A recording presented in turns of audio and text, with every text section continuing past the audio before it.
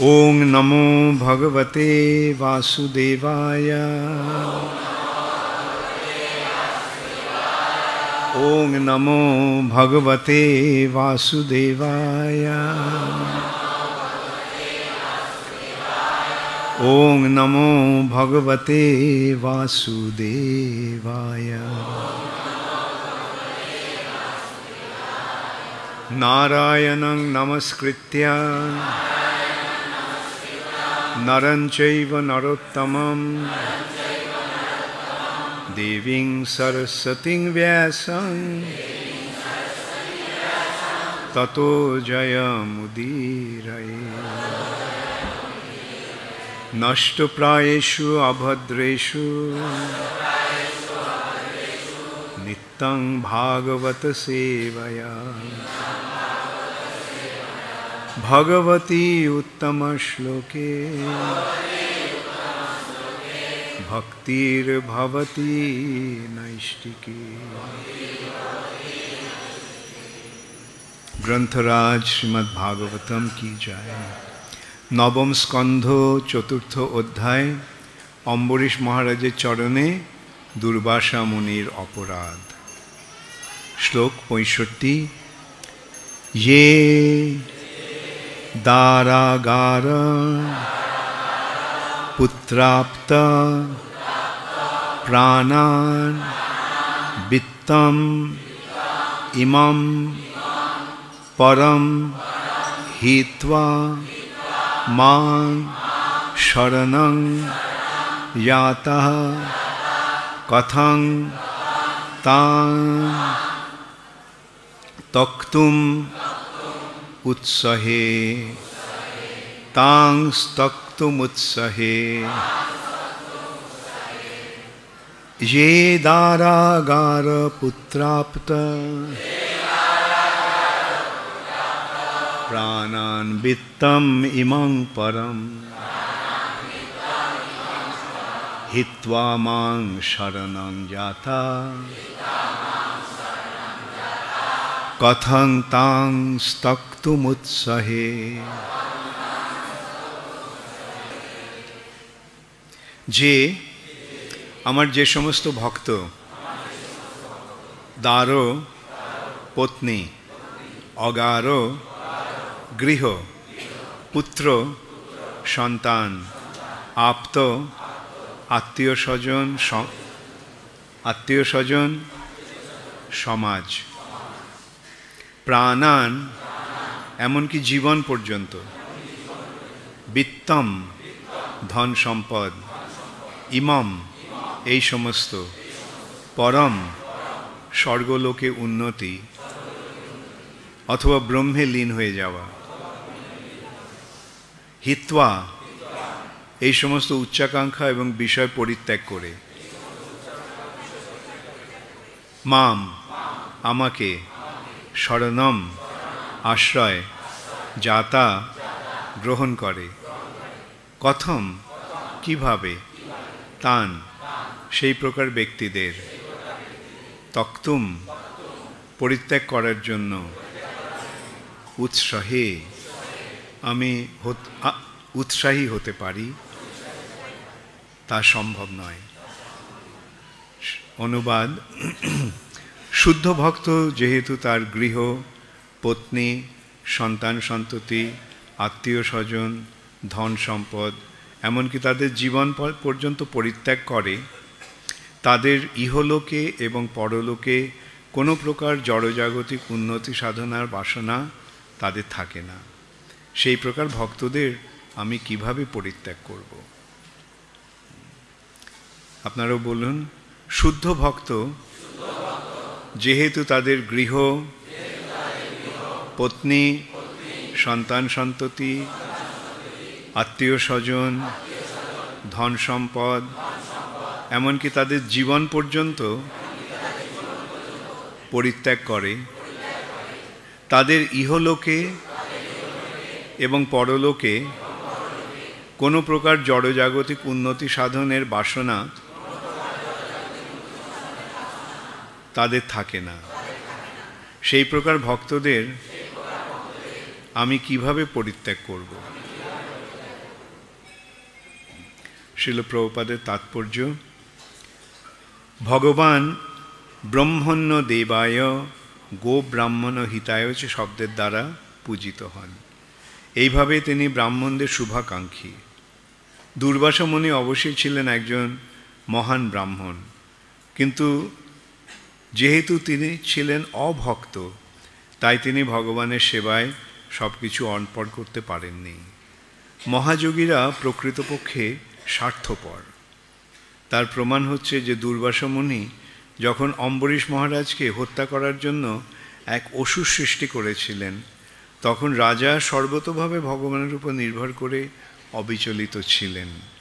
কিন্তু দুর্বাসা মুনি যখন ভগবানের ইচ্ছাক্রমে সুদর্শন চক্রের দ্বারা আক্রান্ত হন, তখন তিনি এতই বিচলিত হন যে তিনি ব্রহ্মাণ্ডের সর্বত্র ছুটাছুটি করে আশ্রয় গ্রহণ করার চেষ্টা করেন। অবশেষে প্রাণভয় ভীত হয়ে তিনি ব্রহ্মা, শিব এবং ভগবানের শরণাগত হয়েছিলেন। তিনি এতই দেহাত্মবুদ্ধি পরায়ণ ছিলেন যে তার দেহের স্বার্থে তিনি একজন বৈষ্ণবের দেহ বধ করতে চেয়েছিলেন। অতএব প্রকৃতপক্ষে তার সদ্বুদ্ধি ছিল না, এবং বুদ্ধিহীন ব্যক্তি কিভাবে ভগবান কর্তৃক ত্রাণ লাভ করতে পারে।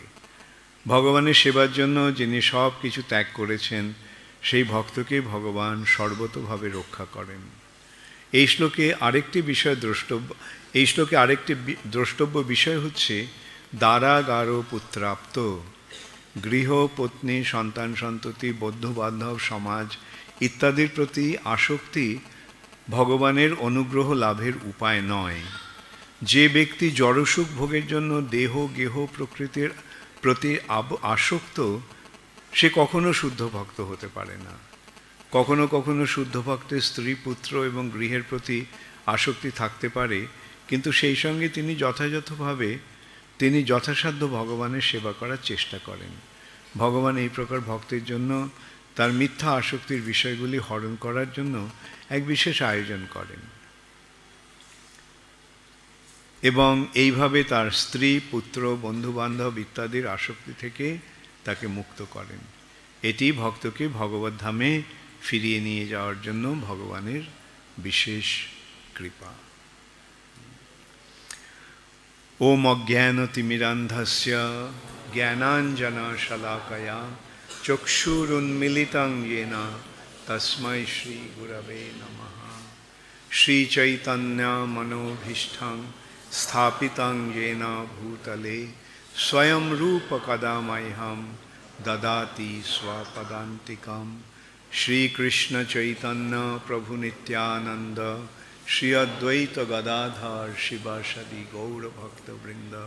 হরে কৃষ্ণ কৃষ্ণ কৃষ্ণ হরে হরে, হরে রাম রাম রাম হরে হরে। যে দারাগার পুত্রাপ্ত প্রাণান বিত্তম ইমং পরম হিত্বা মাং শরণং জাতা কথং তাং স্তক্তুমুৎসহে। শুদ্ধ ভক্ত যেহেতু তার গৃহ, পত্নী, সন্তান সন্ততি, আত্মীয় স্বজন, ধন সম্পদ, এমনকি তাদের জীবন পর্যন্ত পরিত্যাগ করেন, তাদের ইহলোকে এবং পরলোকে কোনো প্রকার জড়জাগতিক উন্নতি সাধনের বাসনা থাকে না। সেই প্রকার ভক্তদের আমি কিভাবে পরিত্যাগ করব?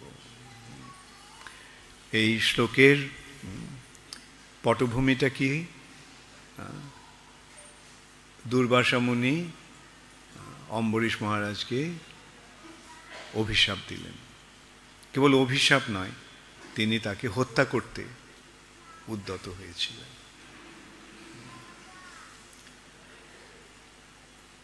অম্বরীশ মহারাজ তিনি সারা পৃথিবীর রাজা ছিলেন, শশা গড়া পৃথিবীর অধীশ্বর ছিলেন। কেবল ভূখণ্ডটাই নয়, স্থলভাগই নয়, তিনি সমুদ্র সহ সারা পৃথিবীর রাজা ছিলেন। তখন বৈদিক সময়ে এই সারা পৃথিবীর একজন রাজা ছিলেন, একজন রাজা হতেন, এবং তার অধীনে অন্যান্য রাজারা থাকত, এবং তাদের অধীনেও অন্যান্য, এইভাবে একটা ক্রম ছিল। এবং একজন রাজা সারা পৃথিবীর ওপরে রাজত্ব করতেন। এবং তাদের রাজধানী কোথায় ছিল? তাদের রাজধানী ছিল এই ভারতবর্ষে।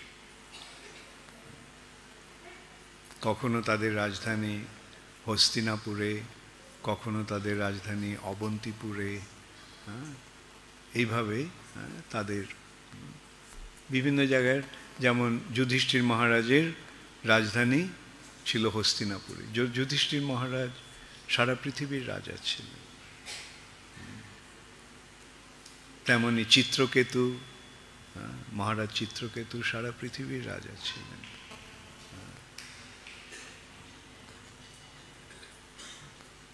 এখানে আমরা দেখতে পাচ্ছি অম্বরীশ মহারাজও সারা পৃথিবীর রাজা ছিলেন, একচ্ছত্র সম্রাট, যার অধীনে অন্যান্য সমস্ত রাজারা রাজত্ব করতেন। এই অম্বরীশ মহারাজ এতই ধর্মপরায়ণ ছিলেন যে একসময় তিনি 1000 বছর ধরে একাদশী পালন করেছিলেন। এখন একাদশীর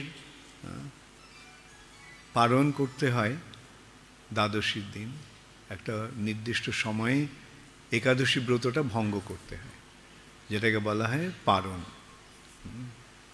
একাদশীর ব্রত শুরু হয় দশমীর দিন, একাদশীর আগের দিন। আগের দিন সংকল্প করা হয় যে আমি একাদশীর দিন এইভাবে একাদশী ব্রত পালন করব। যেমন নির্জলা একাদশী, মানে আমি জল খাবো না। হ্যাঁ, কোনো কিছু খাওয়ার কথা তো দূরের কথা, জল পর্যন্ত আমি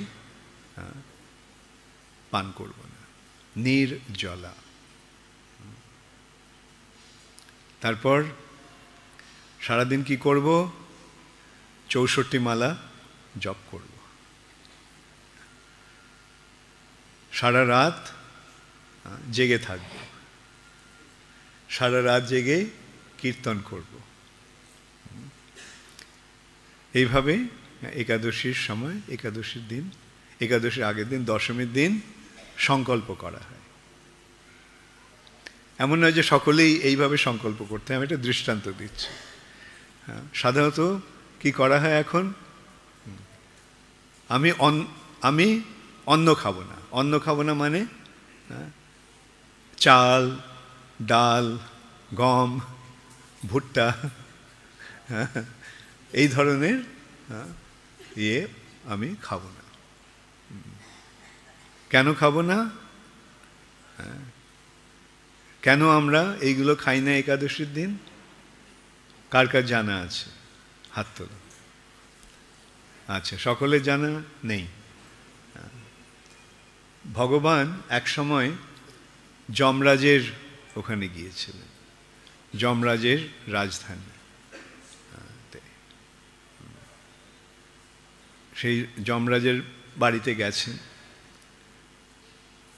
যমরাজ, যমরাজ মহাজন, তাই না? যমরাজ একজন মহান কৃষ্ণ ভক্ত।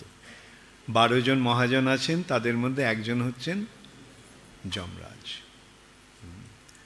স্বয়ম্ভূর, নারদ, শম্ভু, প্রহ্লাদ, জনক, ভীষ্ম, তারপরে কুমার ও কপিল। Thank you. কুমার, কপিল, মনু, বৈয়াসকি, বলির, বয়ম। যমরাজ নিজে এই কথাটা বলছেন যে স্বয়ম্ভু মানে ব্রহ্মা, নারদ মুনি। শম্ভু, শম্ভুকে শিব, মহাদেব। স্বয়ম্ভু, নারদ, শম্ভু। কুমার, কপিল, মনু। চতুর্ষণ 4 কুমার, কপিল মুনি আর মনু। আর প্রহ্লাদ মহারাজ, জনকরাজ, ভীষ্ম। এবং বৈয়াসকি সুখদেব গোস্বামী, ব্যাসদেবের পুত্র সুখদেব গোস্বামী, বলি মহারাজ এবং আমি। এই আমিটিকে যমরাজ। আমরা এই 12 জন মহাজন। তো ভেবে দেখো, যমরাজ ভগবানের মহান ভক্ত, ভগবান শ্রীকৃষ্ণ যখন যমরাজের কাছে গেছে তখন যমরাজের কীরকম মনের অবস্থা? হ্যাঁ, যমরাজ তখন আনন্দে হরে কৃষ্ণ কৃষ্ণ কৃষ্ণ হরে হরে, হরে রাম রাম রাম হরে। কীর্তন করতে শুরু করেছেন, শুধু মন্ত্র উচ্চারণ নয়, তিনি কীর্তন করে নাচতে শুরু করেছেন। তো এইভাবে যমরাজ ভগবানের চরণে প্রণতি নিবেদন করলেন। তখন ভগবান শুনলেন যে ওই যমালয়ের দক্ষিণ দিক থেকে আর্তনাদের, কান্নার শব্দ আসছে, আর্তনাদ করছে মানুষ।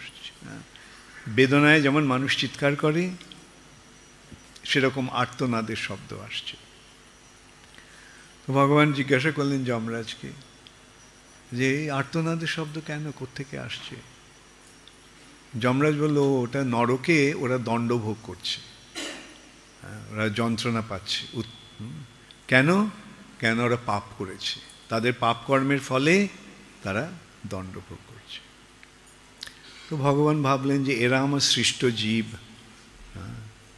তো এদের এই যন্ত্রণার থেকে একটা উদ্ধারের উপায় উদ্ভাবন করতে হবে। তখন ভগবান কি করলেন? তিনি সেইখানেই এক নারীকে সৃষ্টি করলেন। সেই রমণীটিকে, সেই রমণী হচ্ছেন একাদশী, অপূর্ব সুন্দরী এক রমণী।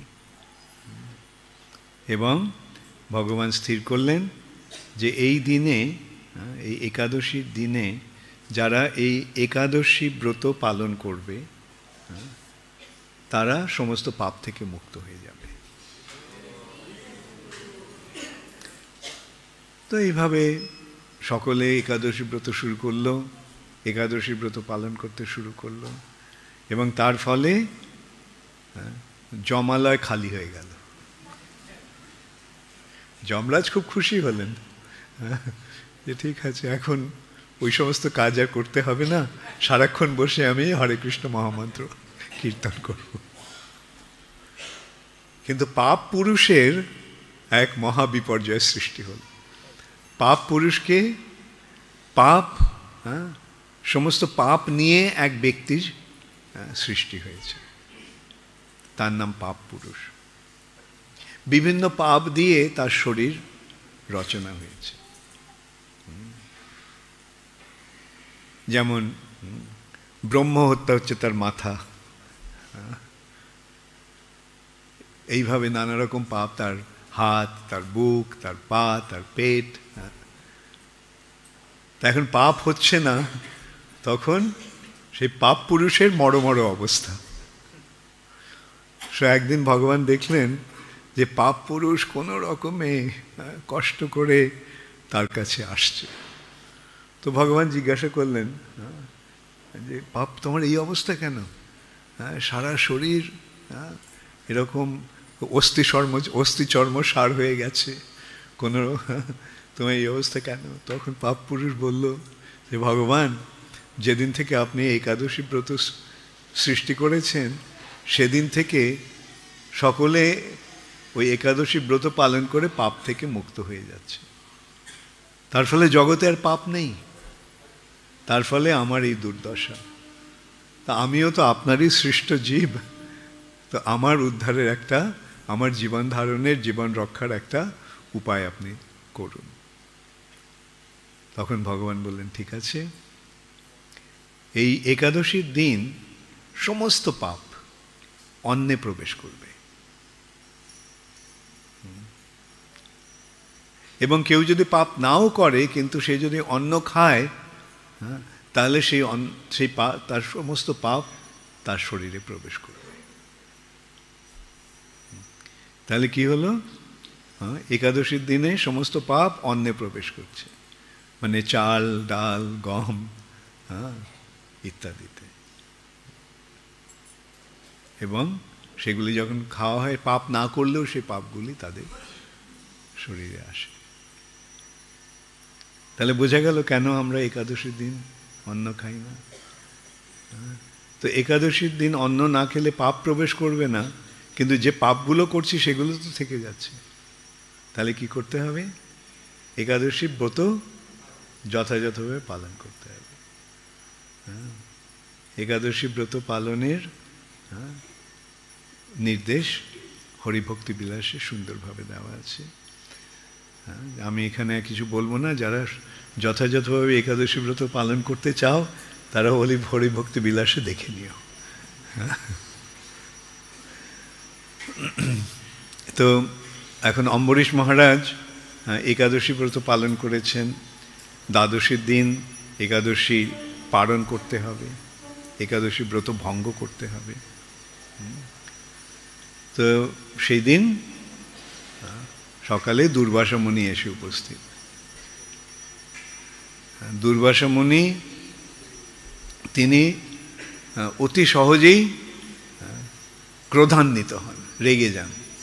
জয় শ্রী শ্রী রাধা মাধব সখী বৃন্দ কি জয়, শ্রীমান মহাপ্রভু কি জয়, पंचतत्व की जय, যশোদা दामोदर की जय, श्री श्री नृसिंह भगवान की जय, गौर प्रेमानंदे हरि हरि, श्रील प्रभुपाद की जय। তো এখন তিনি এসেছেন স্বাভাবিক। অম্বরীশ মহারাজ শ্রদ্ধা সহকারে তাকে নিমন্ত্রণ করেছেন, তাকে অভ্যর্থনা জানিয়েছেন, আসন দান করেছেন। আমি আজ্ঞা করুন, আমি কি করতে পারি আপনার সেবা। তো স্বাভাবিক দুর্বাসা মুনি কে তিনি নিমন্ত্রণ করেছেন। তো দুর্বাসা মুনি বললেন ঠিক আছে, আমি একটু যাই যমুনায় স্নান করে আসি। এটা হচ্ছে বৃন্দাবনে। অম্বরীশ মহারাজ বৃন্দাবনে একাদশী ব্রত পালন করছেন। তো দুর্বাসা মুনি যমুনায় গিয়ে ভগবানের ধ্যানে এমন মগ্ন হয়ে গেছেন যে তার আর কোনো বাহ্য জ্ঞান নেই। এদিকে দিন চলে যাচ্ছে, একাদশী পালনের সময় চলে যাচ্ছে। তো অম্বরীশ মহারাজ ভাবছেন কি করবেন। তখন তার উপদেষ্টা ব্রাহ্মণেরা বললেন যে আপনি অন্ন গ্রহণ করবেন না, তো একটু জল খেয়ে ব্রতটা পালনটা করে নেন। তো তিনি ওই জল নিয়ে একাদশী ব্রত পালন করেছেন। আর দুর্বাসা মুনি তখন তার দিব্য শক্তির দ্বারা তিনি জানতে পারলেন যে অম্বরীশ মহারাজ এইভাবে জল পান করেছেন। তো তখন তিনি ক্রোধান্বিত হয়ে সেখানে এসে অম্বরীশ মহারাজকে অত্যন্ত কঠোরভাবে তিরস্কার করলেন। তাতেও তার ক্রোধের উপশম হলো না। তিনি সেখানে তিনি একটা দৈত্যকে সৃষ্টি করলেন। বিরাট শরীর, অগ্নি দিয়ে মতো জ্বলছে সেই শরীর, অম্বরীশ মহারাজকে হত্যা করার জন্য। তো অম্বরীশ মহারাজ কি করলেন, তিনি ভক্তের মনোভাব কীরকম, ভক্তের মনোভাব কি, এই আমি কি নয় করেছি যে আমাকে এইভাবে আপনি অভিশাপ দিচ্ছেন, তাই কি? ভক্তের মনোভাব মারবি যাখবি জ ইচ্ছা তোহারা, ভগবান তুমি মারবে কি রাখবে সেটা তোমার ইচ্ছা, নিত্য দাসক প্রতি তুয়া অধিকারা। তো এইভাবে অম্বরীশ মহারাজ ভগবানের শরণ নিয়ে আছেন, শরণ নিলেন। এখন ভক্ত যদিও তার আত্মরক্ষার জন্য কোনো রকম চেষ্টা না করে, কিন্তু ভক্তকে রক্ষা করার জন্য ভগবানের সুদর্শন চক্র সবসময় চক্কর দিচ্ছে। যেমন পুলিশেরা টহল দেয় কারো বিপদ আপদে তাদের রক্ষা করার জন্য, ঠিক তেমনি বিষ্ণুদূতেরা এবং ভগবানের সুদর্শন চক্র এইভাবে ভক্তদের রক্ষা করার জন্য সব সময় উপস্থিত থাকে। আর যেই অম্বরীশ মহারাজকে এইভাবে দুর্বাসা মুনি তাকে সংহার করার জন্য এইভাবে সচেষ্ট হয়েছিলেন, তখন ভগবানের সুদর্শন চক্র সেখানে এসে গেছে এসে সেই দৈত্যটিকে শেষ করে দিল প্রথমে। তারপরে গেছে দুর্বাসা মুনির কাছে। এই চক্র এখন দুর্বাসা মুনির মস্তক কেটে দেবে, মাথা কেটে ফেলবে। আর তখন ভয়ে দুর্বাসা মুনি ছুটতে শুরু করল। উনি তার অনেক যোগ শক্তি আছে, দিব্য শক্তি আছে, পরাশক্তি।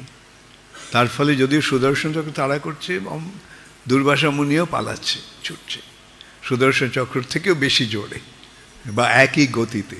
সুদর্শন চক্রকে ধরতে পারছে না। সব ব্রহ্মাণ্ড সারা জায়গায় গেল, কোথাও গিয়ে আশ্রয় পেল না। তারপরে ব্রহ্মার কাছে গিয়ে উপস্থিত হয়েছে, ব্রহ্মাজি ব্রহ্মাজি রক্ষা করুন। ব্রহ্মা দুর্বাসাকে বললেন, সুদর্শন চক্র থেকে রক্ষা করার ক্ষমতা আমার নেই। শিবের কাছে গেলেন, শিবও বললেন সেই কথা।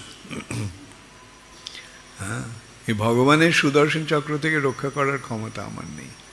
রক্ষা করতে গেলে সুদর্শন চক্র তো আমাকেই মেরে ফেলবে। অবশেষে অম্বরীশ দুর্বাসা মুনি গেল বৈকুণ্ঠে নারায়ণের কাছে। নারায়ণের কাছে গিয়ে তার চরণে পড়েছে যে রক্ষা করুন ভগবান। ভগবান বললেন, তোমাকে রক্ষা করার ক্ষমতা আমার নেই।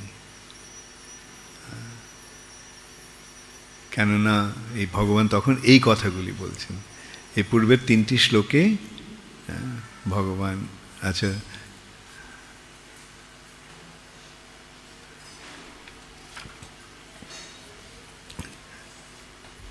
ভগবান দুর্বাসা মুনিকে বললেন, আমি সম্পূর্ণভাবে আমার ভক্তের অধীন। প্রকৃতপক্ষে আমার কোনো স্বাতন্ত্র্য নেই। যেহেতু আমার ভক্তরা সর্বতোভাবে জড় বাসনা থেকে মুক্ত, তাই আমি তাদের হৃদয়ে বিরাজ করি। আমার ভক্তের কি কথা, যারা আমার ভক্তের ভক্ত তারাও আমার অত্যন্ত প্রিয়। হে দ্বিজশ্রেষ্ঠ, যে সমস্ত মহাত্মাদের আমি একমাত্র আশ্রয়, তাদের ছাড়া আমি আমার চিন্ময় আনন্দ এবং পরম ঐশ্বর্য উপভোগ করতে চাই না। তারপরে আসছে আজকের শ্লোকটা। শুদ্ধ ভক্ত যেহেতু তার গৃহ, পত্নী, সন্তান সন্ততি, আত্মীয় স্বজন, ধন সম্পদ, এমনকি তাদের জীবন পর্যন্ত পরিত্যাগ করে, তাদের ইহলোকে এবং পরলোকে কোনো প্রকার জড়জাগতিক উন্নতির সাধনের বাসনা থাকে না। সেই প্রকার ভক্তদের আমি কিভাবে পরিত্যাগ করব? তো এইভাবে ভগবান দুর্বাসা মুনিকে বললেন যে এই সুদর্শন চক্র থেকে রক্ষা করার ক্ষমতা আমারও নেই। কেন ভগবান এখানে বলছেন যে আমি আমার ভক্তের হৃদয়ে বিরাজ করি। সুতরাং যেহেতু তুমি ভক্তের চরণে অপরাধ করেছ, তাহলে তো তোমার এই অপরাধ থেকে মুক্ত হওয়ার একমাত্র উপায় হচ্ছে সেই ভক্তের কাছে গিয়ে ক্ষমা প্রার্থনা করা। এবং পরে আমরা দেখতে পাব যে তখন দুর্বাসা মুনি অম্বরীশ মহারাজের কাছে গিয়ে ক্ষমা ভিক্ষা করল। কিন্তু অম্বরীশ মহারাজের তখন কীরকম মনোভাব? অম্বরীশ মহারাজ কি বললেন? অম্বরীশ মহারাজ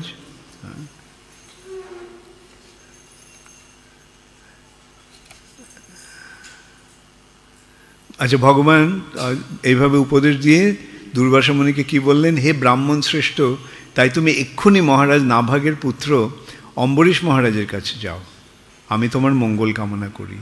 তুমি যদি মহারাজ অম্বরীশকে প্রসন্ন করতে পারো তাহলে তোমার শান্তি হবে। তখন দুর্বাসা মুনি অম্বরীশ মহারাজের কাছে গেল। এখন অম্বরীশ মহারাজ কি বললেন? মহারাজ অম্বরীশ বললেন, হে সুদর্শন চক্র, আপনি অগ্নি, আপনি পরম শক্তিমান সূর্য, আপনি সমস্ত জ্যোতিষ্কের প্রতি চন্দ্র, আপনি জল, ক্ষিতি, আকাশ, বায়ু, পঞ্চতন্মাত্র এবং আপনি ইন্দ্রিয় সমূহ।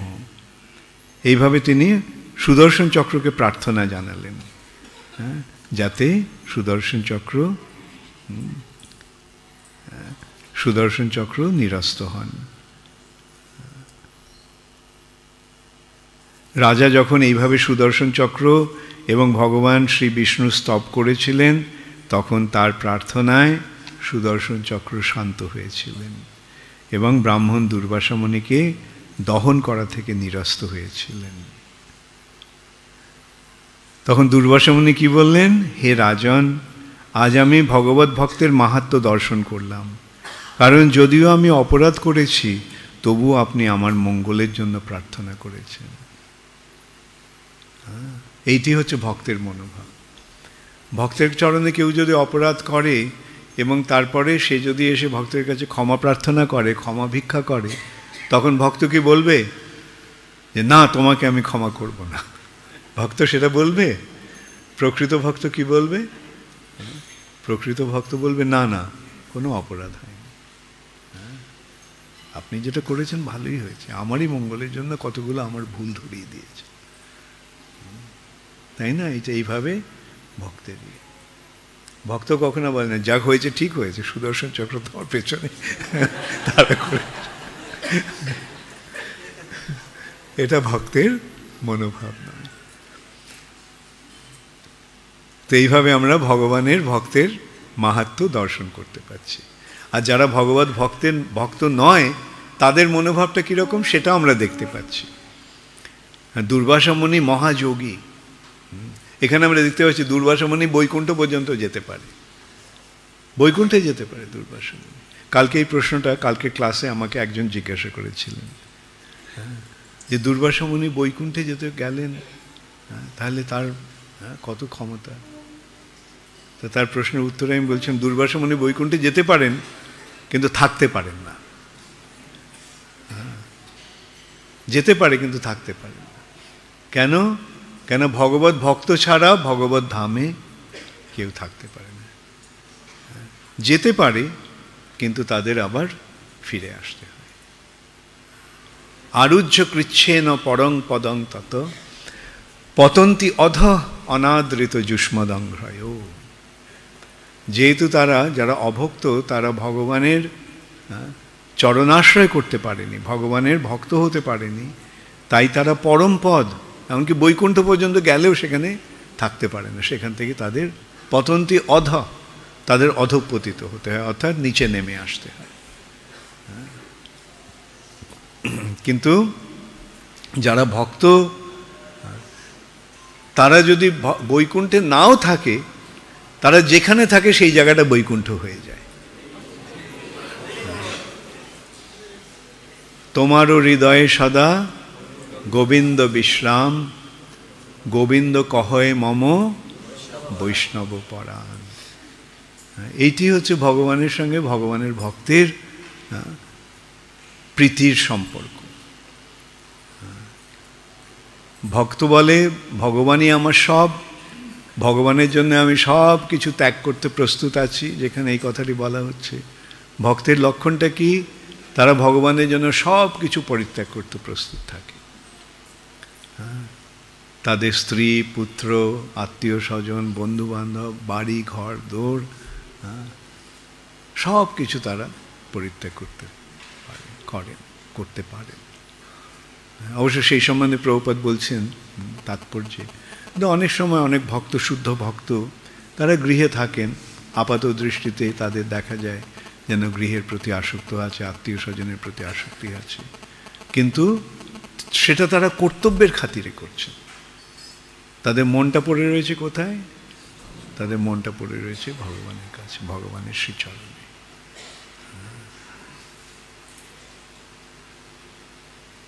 তাই কেউ যখন ভগবানের ভক্ত হতে চায় এবং ভগবানের ভক্ত হওয়ার জন্য সব কিছু বাড়িঘর দোর ত্যাগ করতে প্রস্তুত থাকে, তাদের বাধা দেওয়া উচিত নয়।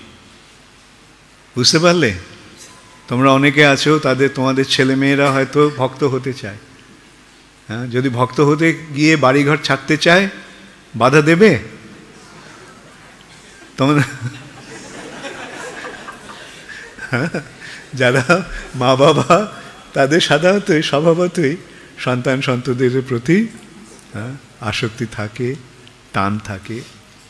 তবে যখন ওরা ভগবানের ভক্ত হতে চায় তখন তাদের বাধা দেওয়া উচিত নয়। সম্প্রতি টিভিতে হয়তো, বা আমি শুনেছি টিভিতে কিংবা কোথায় একটা খুব আলোচনা হচ্ছে, অনেকে অভিযোগ করছে সরকারের কাছে যে ইসকন ওদের ছেলে মেয়েদের নিয়ে চলে গেছে। ওদের বাড়িতে মা বাবা রয়েছে, মা বাবার টাকা পয়সার দরকার, ওরা চাকরি ছেড়ে দিয়ে ইসকনে জয়েন করেছে, ইত্যাদি ইত্যাদি।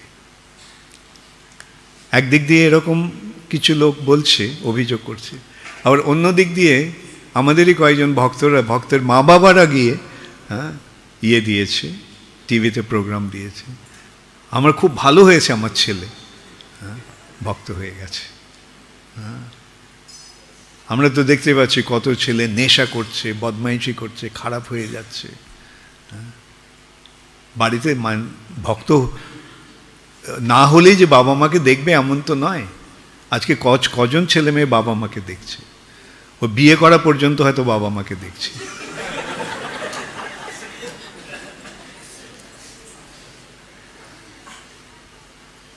কিন্তু ভক্ত হলে কি হচ্ছে, তাদের চরিত্রটা সুন্দর হয়ে উঠছে। যে আমিষ আহার করে না, নেশা করে না, অবৈধ স্ত্রী সঙ্গ করে না, জুয়া পাশা খেলে না, তারা কি ভালো না খারাপ? এই কাজগুলো যারা করে তারা কি ভালো না খারাপ? তো ছেলেমেয়েরা যদি ভালো হয় তাতে বাধা দেওয়ার কি আছে? আর তারপরে তারা ভগবানের শরণ নিচ্ছে। ভগবানের শরণ নিলে কি হচ্ছে? বাবা মার পরলোকের পথটা সুগম হয়ে যাচ্ছে। আমি এইভাবে আমার বাবাকে বুঝিয়েছিলাম।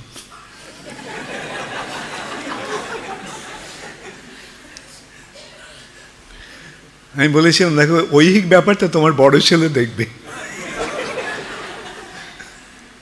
আর তোমার পারলৌকিক ব্যাপারটা আমি দেখব। এই জগতে তোমার যা কিছু প্রয়োজন ও তো দেখছেই তোমাকে। কিন্তু আমি যেটা করছি তার ফলে কেবল মা বাবাই নয়, 10 পুরুষ আগের আর 10 পুরুষ পরে উদ্ধার পেয়ে যাবে।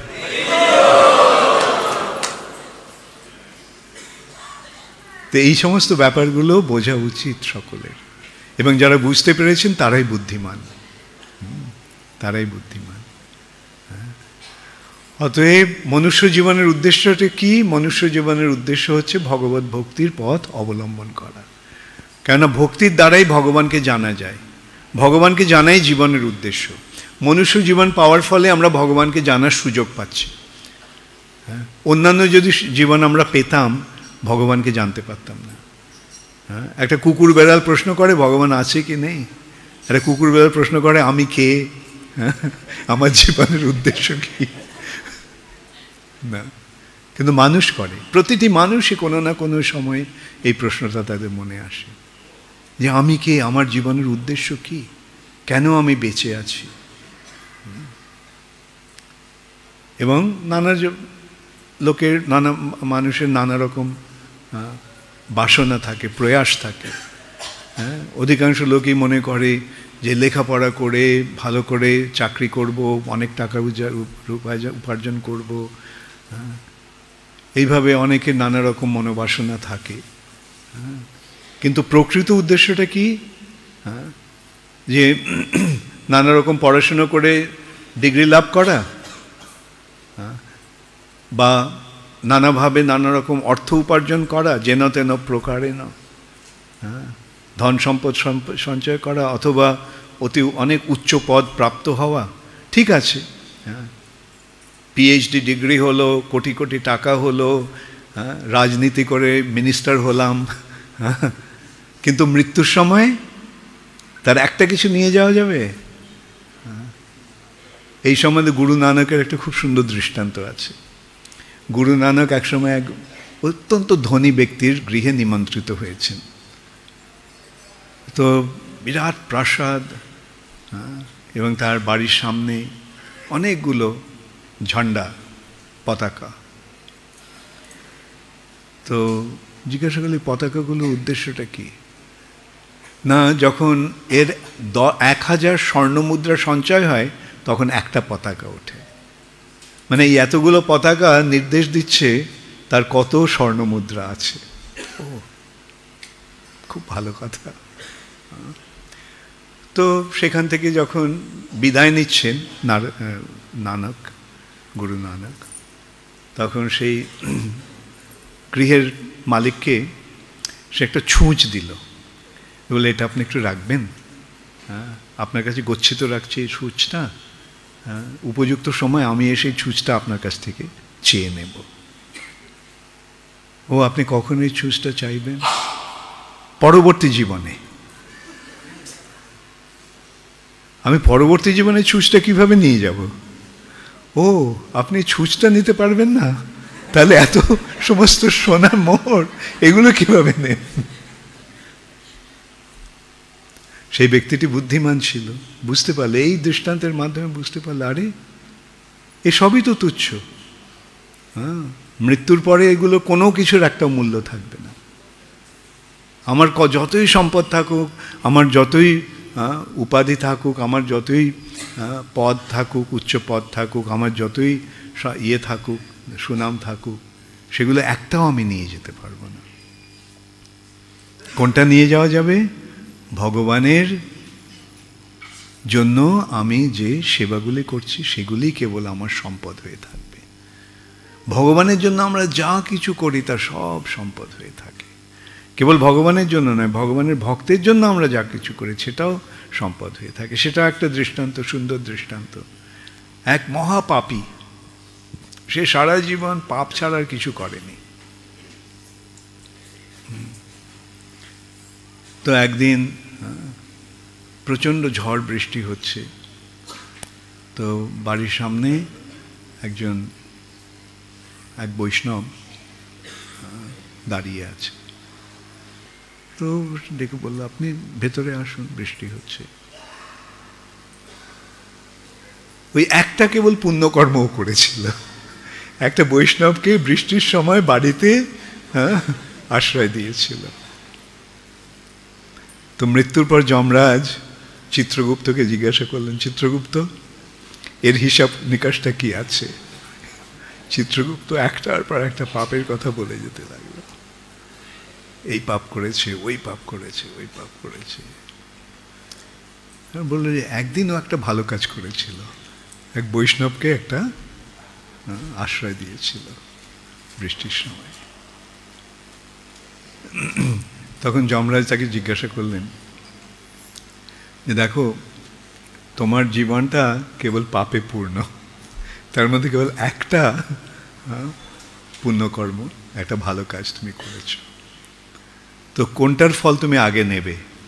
পাপের ফলটা আগে নেবে না পুণ্যের ফলটা আগে নেবে? তো সে একটা বুদ্ধিমান ছিল, ও বললো আমি পুণ্যের ফলটা আগে নেব। ঠিক আছে, তোমার ওই এক পুণ্যকর্মের ফলে তুমি আবার একটা মনুষ্য জীবন পাবে। মনুষ্য জীবন পেয়ে তার ওই পূর্বজন্মের ওই কথাটা মনে রইল জমালার যমরাজের কাছে। তখন ভাবলো, একটা বৈষ্ণবকে একটু আশ্রয় দিয়ে আমার যদি এই লাভ হয়, তাহলে এই জীবনটা আমি সারা জীবনটা বৈষ্ণব সেবায় লাগিয়ে দেব।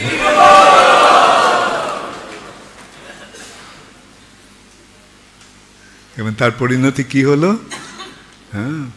ভগবত ভক্তের স্মরণ নিয়ে ভগবানের ভক্তের সেবা করলে কি হয়? সমস্ত পাপ থেকে মুক্ত হয়ে যায়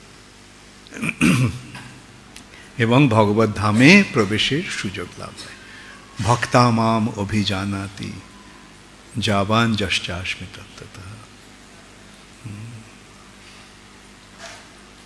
ততো মাং তত্ত্বত জ্ঞাত্বা বিশতে তদ অনন্তরম। যে আমাকে কেবল ভক্তির মাধ্যমে ভগবান বলছেন আমাকে জানা যায়, এবং আমার জানার ফলে তারা আমার কাছে ফিরে আসতে পারে। তাহলে এখন বলো, জীবনের উদ্দেশ্যটা কি হওয়া উচিত? কে কে মনে করো যে ভগবানের সেবা এবং ভগবানের ভক্তের সেবা করাটাই জীবনের উদ্দেশ্য হওয়া উচিত? Very good. তো এই সেবাটাকে বিরক্তি সহকারে করব না প্রীতি সহকারে করব? মনে থাকবে তো? এমন নয় যে ও মঙ্গল আরতিতে না গেলে টেম্পল কমান্ডার এসে আমাকে তিরস্কার করবে। চলো, যদি ইচ্ছে হচ্ছে না মঙ্গল আরতিতে যাই, সেই মনোভাব নিয়ে মঙ্গল আরতিতে যাব না। কি করে কখন রাধা মাধবের দর্শন পাবো, সেই বাসনা নিয়ে মঙ্গল আরতিতে আসবো। তো অর্থাৎ প্রীতি সহকারে। তাই প্রভুপাদ এই সম্বন্ধে কি বলছেন? লাভিং ডিভোশনাল সার্ভিস, লাভিং, প্রীতি সহকারে এই সেবা হবে, সেটি হচ্ছে ভক্তি। অতএব তোমরা সকলে ভক্তির পথে অগ্রসর হও এবং এইভাবে তোমাদের জীবন সার্থক করো। হরে কৃষ্ণ, গৌর প্রেমানন্দে হরি।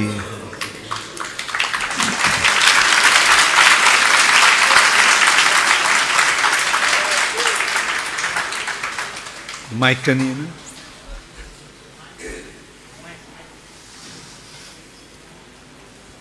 হরে কৃষ্ণ। গুরু মহারাজ, আর সব কিছু যে ভগবানের ইচ্ছায় হচ্ছে, অম্বরীশ মহারাজ যেটা হৃদয়ঙ্গম করতে পারলেন, এই গুণটা অর্জন করার সহজ উপায় একটু বলবেন? সব কিছু ভগবানের ইচ্ছায় হচ্ছে না। প্রকৃতে ক্রিয়মানানি গুণই কর্মানি সর্বশঃ। ভগবান কি করছেন? আমরা আমাদের কর্ম করছি এবং সেই কর্মের ফলে আমাদের তার কর্মের ফল ভোগ করতে হচ্ছে। বিভিন্ন গুণে আমাদের কর্ম করছি। কখনো কাজটা সত্ত্বগুণে হচ্ছে, কখনো রজগুণে হচ্ছে, কখনো তমগুণে হচ্ছে, এবং তার ফলটাও সেরকম হচ্ছে। সত্ত্বগুণের প্রভাবে, সাত্ত্বিক কর্মের প্রভাবে আমরা ওপরে যাচ্ছি, রাজসিক কর্মের প্রভাবে আমরা মর্তলোকে থাকছি, আর তামসিক কর্মের ফলে আমরা নিম্নলোকে যাচ্ছি। তো এইটা ভগবানের ইচ্ছায় হচ্ছে না, আমাদের কর্মফলে হচ্ছে। ভগবান সাক্ষী রূপে দেখছেন। যতক্ষণ পর্যন্ত আমরা ভগবানের প্রতি ভক্তিপরায়ণ না হচ্ছি, ততক্ষণ আমরা এই কর্মের বন্ধনে আবদ্ধ থাকছি। এইটা ভক্তির প্রভাবে আমরা ভগবানের শরণাগতির ফলে আমরা এই যে জড়জগতের যে গুণ এবং কর্মের যে বন্ধন, সেটা থেকে মুক্ত হতে পারব। বোঝা গেল? তাহলে কি করতে হবে? অম্বরীশ মহারাজের মতো যে মনোভাব ভগবানের চরণাশ্রয় করা, সেটা ভগবানের শরণাগতির মাধ্যমে আসবে। ভগবানের শরণ নিলে, ভগবানের শরণাগত হলে, মাম একম শরণং ব্রজ, সরঙ্গ শরণাগতি হইবে যাহার, তাহার প্রার্থনা শুনে শ্রীনন্দ কুমার। শ্রীকৃষ্ণ চৈতন্য প্রভু জীবে দয়া করি, সপার্ষদ স্বীয় ধাম সহ অবতরী, অত্যন্ত দুর্লভ প্রেম করিবারে দান। এই যে দুর্লভ, অত্যন্ত দুর্লভ যে কৃষ্ণ প্রেম, সেই কৃষ্ণ প্রেম দান করার জন্য শিখায় শরণাগতি ভকতেরও প্রাণ। শরণাগতির শিক্ষা দিচ্ছেন, যেটি হচ্ছে ভক্তির প্রাণস্বরূপ। অতএব উপায়টা কি? শরণাগতি, ভগবানের শরণাগত হওয়া। ওকে, হরে কৃষ্ণ। তো অম্বরীশ মহারাজের মাধ্যমে আমরা কি দেখতে পাচ্ছি? শরণাগতি। মারবি রাখবি জয় ইচ্ছা তোহারা, তাই না? আর কিন্তু যারা ভগবানের ভক্ত নয়, তিনি যতই উন্নত স্তরের ব্যক্তি হন না কেন, দুর্বাসাকে আমরা কি দেখতে পাচ্ছি? নিজের প্রাণ রক্ষা করার জন্য ছুটে বেড়াচ্ছে, সারা ব্রহ্মাণ্ড ইয়ে করছে সুদর্শন থেকে রক্ষা পাওয়ার জন্য। কিন্তু অম্বরীশ মহারাজের মনোভাব কি? ভগবান, আমি তোমার শরণ নিয়ে আছি, তুমি যা চাও তাই হবে। অতএব এই মনোভাবটা ভক্তির মাধ্যমেই সম্ভব, ভক্তের পক্ষেই সম্ভব। ওকে, হরে কৃষ্ণ। গৌর প্রেমানন্দে হরে। শ্রীল প্রভুপাদ কি।